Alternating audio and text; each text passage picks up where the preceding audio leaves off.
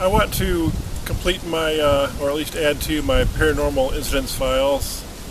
I skipped over some of these earlier, and this number 7 and number 8 both took place at a shop in Westland, a little psychic reading place.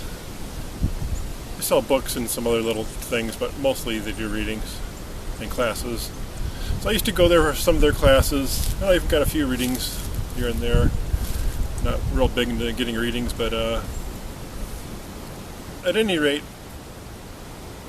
there's more than 2 incidences I could elaborate on, but there's only 2 that I can really single out as being, at least to myself, undeniable.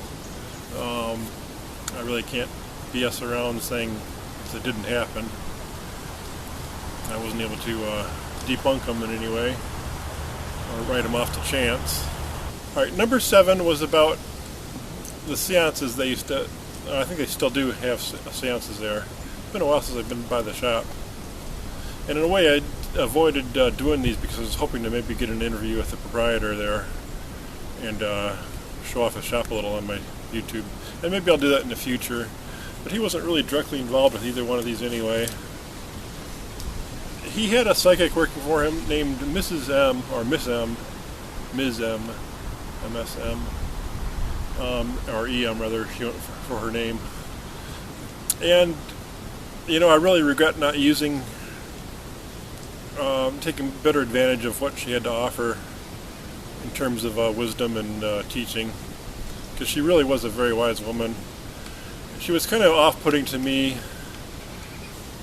I don't even like short hair on men, much less on women. She was this really heavy-set woman with pretty much a crew cut. And, you know, the first or second time I saw her, I didn't really look at her. I wasn't even sure if she was a man or a woman. I kind of thought she was a man. I mean, so she was nothing to look at as far as prettiness goes, but she was very deep into the field of researching all this stuff. Anyway, she was running some of the seances back then, and she has since passed away. I really regret not having gotten a reading from her. It probably would have been quite illuminating. But bygones be big bygones. Anyway, she would have these seances, and to put it simply, she would get the tables rising, you know, just like the old classic seance thing. And, you know, when I was a kid, I even spoofed one of these as a child. The trick where you'd put yardsticks underneath your sleeves, or long rulers or something, you know, and you'd kind of slide them out when you're at a little light card table, and you'd have someone on the other side of the table who was in with it on you, you know, and then you'd make the table rise by having these little slats in your sleeves, you know, and you and the guy opposite you, and then you'd fool the 2 people adjacent to you. So, you know, I was a little bit skeptical about this whole table rising thing, and so I went to one of the seances, and yeah, the tables were rising when she was there. They were downright bouncing. We were, if anything, pushing down on the tables because they were rising up, and they were like bouncing because we were like pushing down on them, like dribbling a ball almost. It was kind of amazing. And the table that she was at the head of was bouncing, and her end was bouncing more than any other end. But even the second table was bouncing too, to a lesser degree. You know, and I was looking for any kind of form of trickery. I couldn't find it. You know, I really think she was the real thing. And I even went there at a later day and went to the class, and in the classroom they used to have a second office next to their office that they used for a classroom.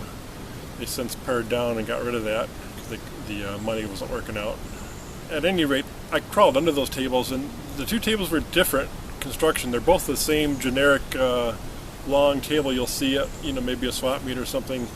Those long tables that you see in commercial applications, like a cafeteria or something.